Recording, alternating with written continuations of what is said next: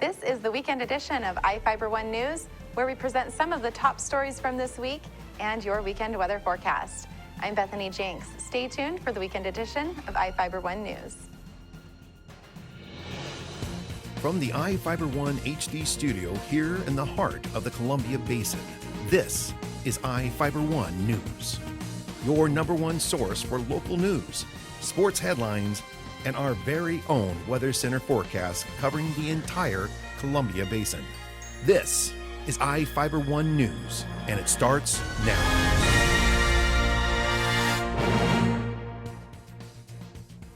One of our top stories for this week was about a group in Ephrata packing hundreds of Christmas boxes to be sent to children around the world. Reporter Joe Utter has the story.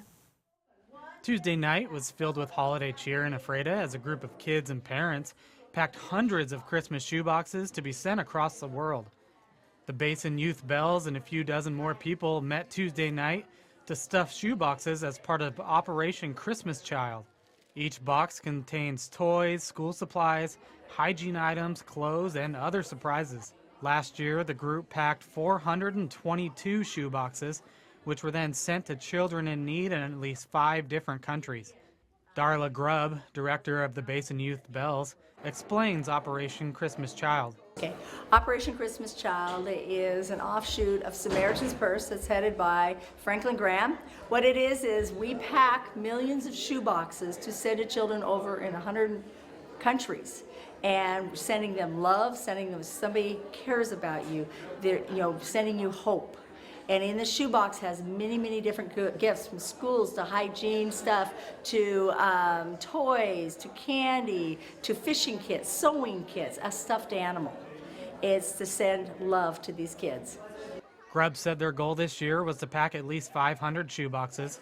Boxes from other area churches are collected and are taken to a collection center at Moses Lake, then over to Wenatchee, and then trucked down to a processing center in Los Angeles. The boxes are checked, packed in shipping crates, and flown all over the world. Grubb said the Basin Youth Bells, which has been participating for about 7 years, gets more and more support each year. It took a few hours Tuesday night to get shoeboxes filled, almost like an assembly line of volunteers moving to each station, packing a box, adding it to the shoebox Christmas tree, and grabbing another box. Grubb said much of the items for the shoeboxes are donated or made by the kids in the Basin Youth Bells. My Basin Youth Bells kids have been making things. We've been gathering things for a whole year to get ready for this evening. We have one more theme, one more box. So every year we're going to be pushing the ante. We believe that every child needs that box of gifts. Besides Operation Christmas Child, the Basin Youth Bells find other ways to give back to children and families in need around the world, while learning about music and playing the handbells. Basin Youth Bells is a children's missions music ministry here in the Ephrata Soap Lake area. And what they do is not only do they learn how to play handbells, but they also serve. They learn how to serve by making things, by going out and sharing Operation Christmas Child. We have kids from 2nd grade all the way to 9th grade. This is Joe Utter for iFIBER 1 News. Samaritan Healthcare is kicking off its annual turkey drive on November 21st with the goal of collecting 500 turkeys for the Moses Lake Food Bank. Reporter Jeff Chu has the details. Samaritan Healthcare Hospital's annual turkey drive is fast approaching at Moses Lake Safeway Supermarket. From 10 a.m. to 6 p.m. on the weekend of November 21st through 23rd, Samaritan staffers stand at the entrance to the store asking for donations of frozen turkeys and canned food. Donations are placed in bags provided by Safeway at the checkout counters, then placed in shopping carts and loaded on the Moses Lake Food Bank truck for distribution to needy families at Thanksgiving on November 26th. Safeway is at 601 South Pioneer Way. Food collected is distributed to families in Moses Lake and Warden. Samaritan representatives said the goal is to collect at least 500 donated turkeys during the 3-day period beginning November 21st. I'm Jeff Chu for iFIBER 1 News. And now we take a look at people being sought by law enforcement. This is Sheriff Tom Jones with the Grant County Sheriff's Office. Each of the people you see here have a warrant for their arrest. If you see any of these people, we ask you do not attempt to detain or apprehend them, but call us at 509-762-1160 or send us an email at crimetips@co.grant.wa.us. If the person is presenting a danger, call 911. With your help, we can bring these people to justice and make our community safer. We will be right back after this. My name is Kat Sanderson, Managing Broker for Pillar Rock Realty Group. We love the Columbia Basin because it's our home, and we want to give back to our community by kicking off our Pay It Forward campaign.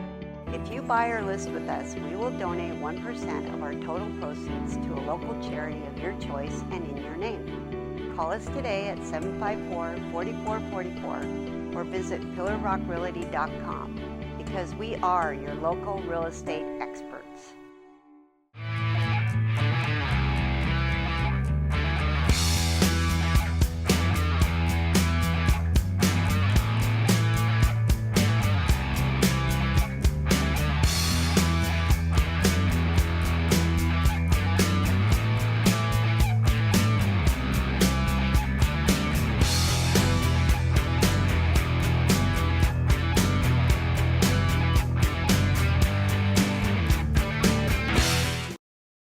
Other segments brought to you by Bearing Motors, one great place to buy and service a car. I'm meteorologist Mike Sines with a look at your weather headlines. We are going to see a stormy weekend in store. Get your umbrella ready, folks. Sunday winds could be gusting up to 40 miles per hour as we see this cold front make its way towards our region, and also a chance for winter mix by the time Monday kicks around. Taking a look at your almanac for us here in Ephrata, we reached a low of 44, nothing in the way of precip, and the sun has set for us nicely right at 4:25 p.m. For our friends out in Moses Lake, they reached a low a little bit warmer, 48. Nothing in the way of precip for them, and the sunset for them at 4:25 p.m. Right now outside, temperatures have rebounded nicely, 54, mostly cloudy skies. Some areas out there already seeing rain. As we take a look at our Futurecast model, already indicating these showers and storms are going to continue to move through as we make our way into the 5 o'clock hour, Saturday 5 a.m. You can already see right here, this is going to be sleet and snow coming up on our model, so you do need to have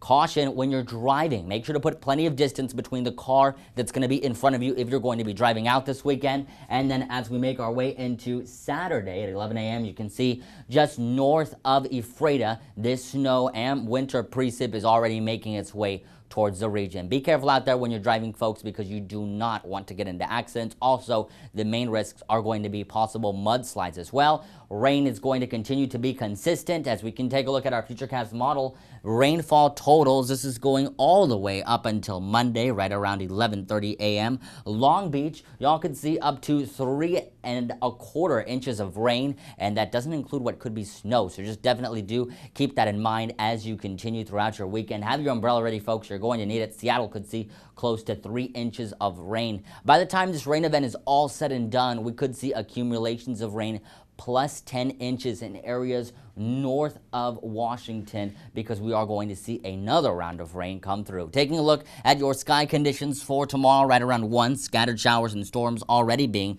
predicted in Long Beach, 54 degrees, Yakima 59, mostly cloudy, Tri-City 57. By the time we head in to the Columbia Basin, we're going to see partly cloudy to mostly cloudy skies. You can already see up in towards the northeastern portions, already seeing showers and storms in this region.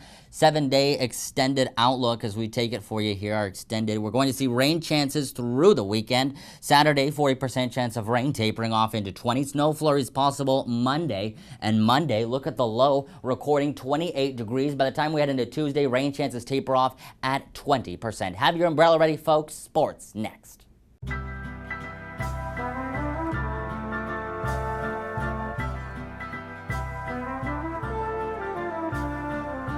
Paying your Grant PUD bill with ePay is like getting free cuts in line. You pay when you want, how you want. Get free cuts in line with Grant PUD ePay. Visit grantpud.org. Oh, dude, I'm just in the theater. It's totally cool. Ah. The new flamethrower cheeseburger now with a $5 lunch. I'm going flamethrower today. Remember what happened last time? I'm going flamethrower today. Gary, do you remember what happened last time? I'm going flamethrower today. Remember what happened last time? Comes with a Sunday now.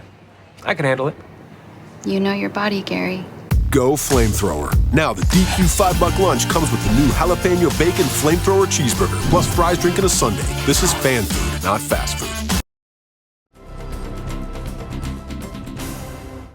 The Lady Vikings put conference champion Blue Mountain to the test on the volleyball court at Big Ben Wednesday. Sean Wells was on hand for the action and files this report. It was the final conference game for Big Ben hosting first place Blue Mountain. The Vikes were looking to knock off the undefeated in conference Timberwolves. It was a back-and-forth first set that had the Wolves winning a close one 25-23. Blue Mountain had a couple nice runs in the second set behind aggressive attacking play, winning 25-19. The third set was another close one, but the Timberwolves pulled it out behind an identical first set score 25-23, winning the match in 3 straight sets. Maya Perez was the big hitter for Blue Mountain, recording 6 kills and 40 assists. Claire Hobart had 4 kills and 31 assists for Blue Mountain, while Kylie Chavez played great defensively, recording 27 digs. Brooke Sorensen had 8 kills and 39 assists for Big Ben, while Mackenzie Lott recorded 6 kills and 16 assists. The Vikings closed out their season, finishing 6th in the East region with a 4-10 conference record. Blue Mountain finishes 1st in the East region at 14-0 in conference play. The Moses Lake Swim and Dive team are sending 8 to the 4A state meet at the King County Aquatic Center in Federal Way this weekend. Making the automatic state qualifying standard were Anna Fair, who is seeded number 16 in the 100 fly, and diver Heather Carbon, who is seeded 6th.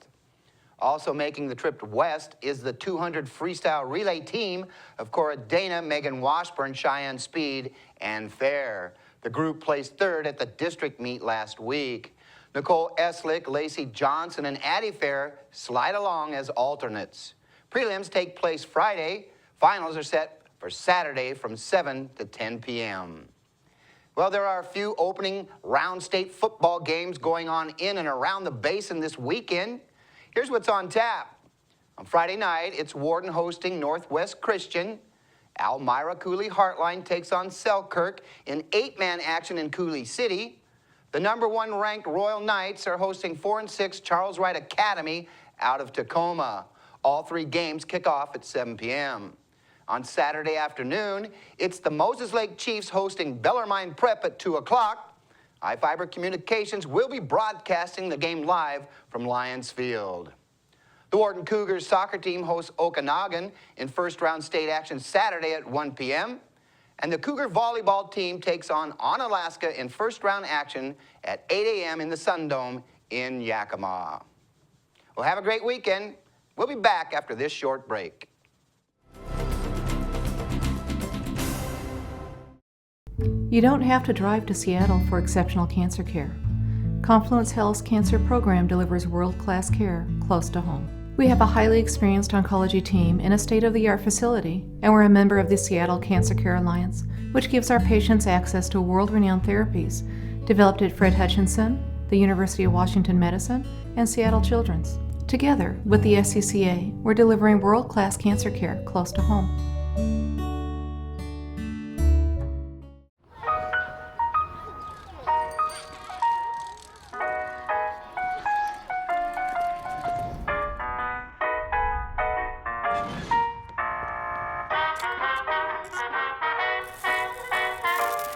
The Dodge brothers' competitive spirit and engineering prowess started long before they built their first car, and will continue long after their latest, the most technologically advanced vehicle in its class.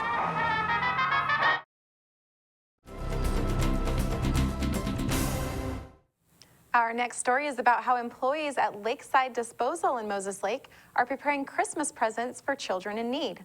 Reporter Jeff Chu has the story.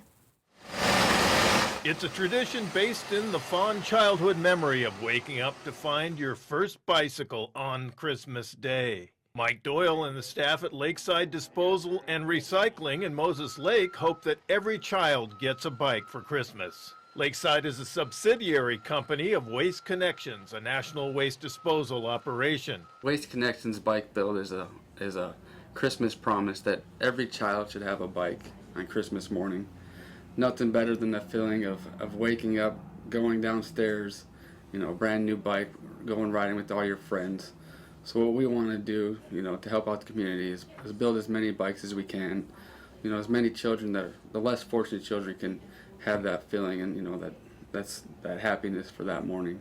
After they raise the money and buy the bikes, the Lakeside staff and their families become Santa's elves one night in December.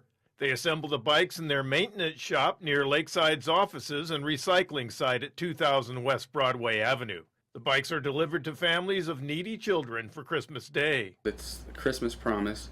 We've been Waste Connections now. This will be 15th year that they've done this here at Lakeside, Moses Lake. This is our 2nd year, and it started back in 2001. Waste Connections, they built 16 bicycles, and it's grown until last year we've done about 3,800 bikes and helmets. Lakeside is looking for donations to help fulfill childhood dreams. We understand there's less fortunate children out there. So what we want to do is build as many bikes as we can, kind of fill that void and see that all those children smiling on Christmas. The effort is like a Christmas party for the Lakeside staff. It's not only a great way to give back to the community, but when we build the bikes out there, it's a great team building event, and to see all the employees and their families out there, it's awesome. Staffers at Lakeside agree the program is in the spirit of holiday goodwill. Well, it's always a good cause because they're always, kids always need bikes. I think it's a great program to at least give a few kids in our community something back, and I like to see the joy on their face, so it means quite a bit to me, actually. Doyle said Lakeside works in conjunction with the Boys and Girls Club of the Columbia Basin, Moses Lake Police Department, and Serve Moses Lake to find homes with kids needing bikes.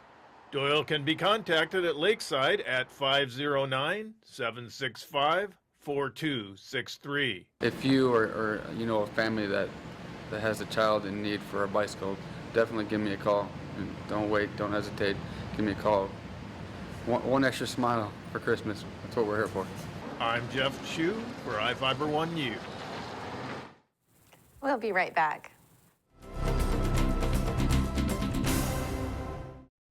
Quincy Foods, LLC, a subsidiary of Norpac Foods, is seeking motivated individuals to fill the positions of general laborer for their corn harvest season. They have full-time seasonal openings, must be 18 years old and older, willing to work swing shift.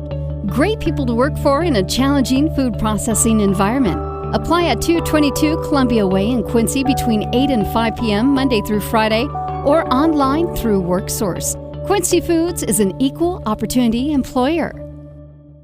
Well, one thing I knew from being a patient myself was that a dental office is a scary place to come to. And so we wanted everything possible to make sure that our office is a comfortable place for our patients to visit.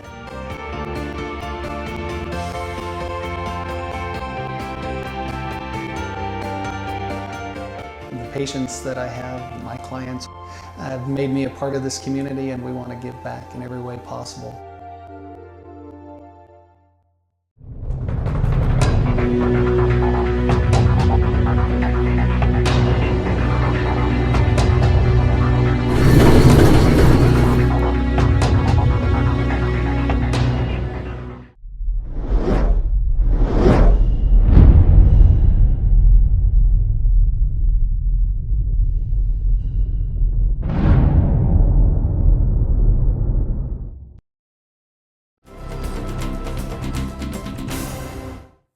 Welcome back. The next story is about the reopening of the Moses Lake ice skating rink more than a year after the city closed the ice rink because of a budget shortage. Reporter Jeff Chu has the story. Past 2 months. Young skaters were ready and waiting in the parking lot outside Moses Lake's ice rink Friday afternoon. It was the first time in a year since the rink had been open to the public since the city of Moses Lake's financial cutback shut down such activities at Larson Recreation Center. There wasn't a long line and a mad dash to get in, but people of all ages were trickling in before dusk. 13-year-old Angel Stolzig waited for 3 hours to be the first in the rink. An ice skater since he was 5 years old, the Frontier Middle School student was happy to be back and skating again in his hometown. I didn't like when they closed because it was nothing to do. Like, my mom would have to spend money to get me busy. Jessica Richards, a sophomore at Moses Lake High School who was hired as a rink guard, was renting out the skates Friday. She shared her job description. When we're out on the rink, we protect them. If someone was to fall down, we'd give them CPR, you know, be able to help. If someone fell down, we'd go up to them and say, hey, are you okay? Other young skaters were happy to shred the ice once again. And that they did. Something to do, and not a lot to do here other than go bowling, or that's about it actually.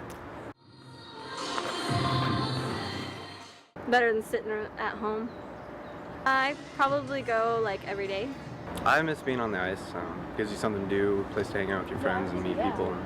Ice rink skating fees are $2 for youths ages 5 to 17 and seniors ages 65 and older. It's $3 for adults. Kids ages 4 and under get in free. Skate rentals are $5. 10-day admission punch cards and season passes are available. Hours are 4 to 8 p.m. Monday, Wednesday, and Friday, 2 to 8 p.m. Saturday, and 2 to 6 p.m. Sunday. Go get 'em, buddy. I'm Jeff Chu for iFIBER 1 News.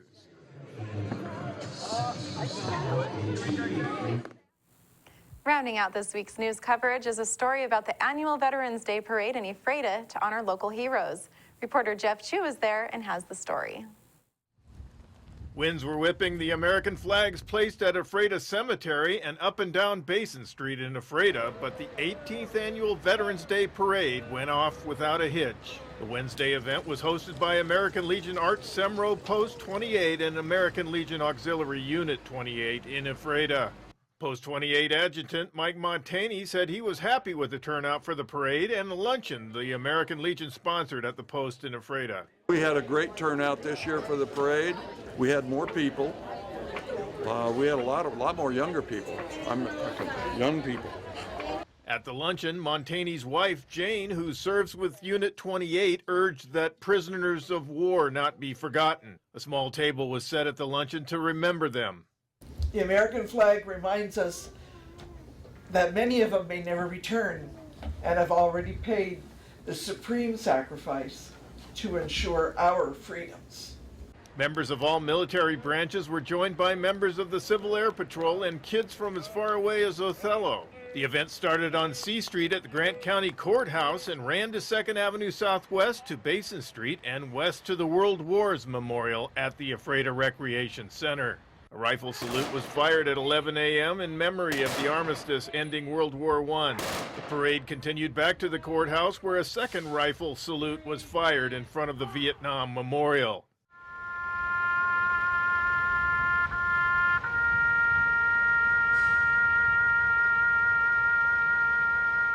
I'm Jeff Chu for iFIBER 1 News. That wraps up our weekend edition. iFIBER 1 News will be back on Monday at 5 p.m. with the latest news from around the Columbia Basin. Thank you for watching.